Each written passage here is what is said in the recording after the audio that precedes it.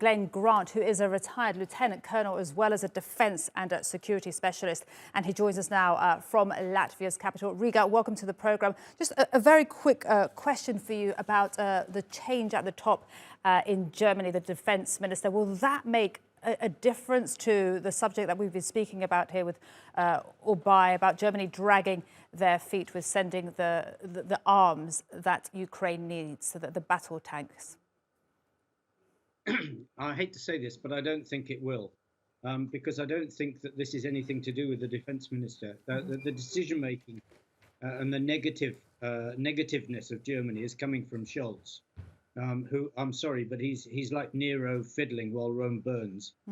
And I think that he will just select another person who follows his line, rather than actually putting someone in who can change things and improve the support from Germany. And if these arms do arrive, what kind of difference can they make on the ground, just, to avoid, as we were saying, what happened in Dnipro, the missile that was used?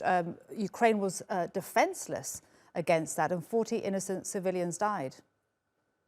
I think you have to separate out the air and air defense attack from Russia from the ground attacks. I mean, the air defense attack is going to continue. And even if they get Patriot, that's not going to come in 5 minutes because of the training requirements. So you could be looking at you will be looking at another few months before Patriot hits the ground in the right place with people that are skilled enough to use it. On the ground, this is where Ukraine is being heavily attrited at the moment by just the sheer numbers of Russian forces and the sheer volume of artillery that they're still able to put there. So the requirement for tanks and the requirement for more artillery, and especially for ammunition, is critical at the moment. But some of these things are not going to come in a hurry.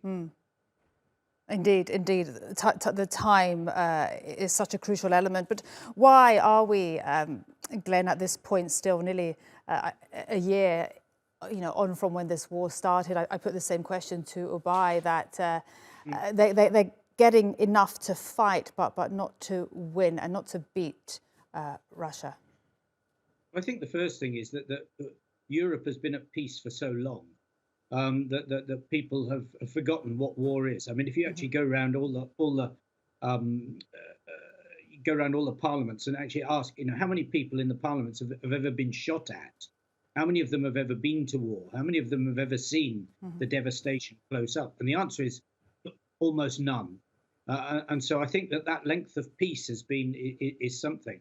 And I just believe that most of them simply cannot visualize or gauge the scale of this war and the sheer volume. So they look at 3, 4, we're giving 10 tanks. But it does nothing when you're talking about 2,000 kilometers of front line. I mean, it's a drop in the ocean all the time. It's a drop in the ocean. No one's taking it really seriously at the moment, except perhaps UK, and they simply and US, sorry. And they simply, in UK, haven't got enough to give.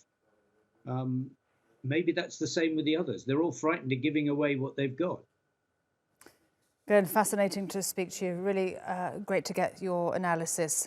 Glen Grant, retired lieutenant colonel, as well as defence and security specialist, speaking to us there from Riga. Thank you so much. Thank you very much.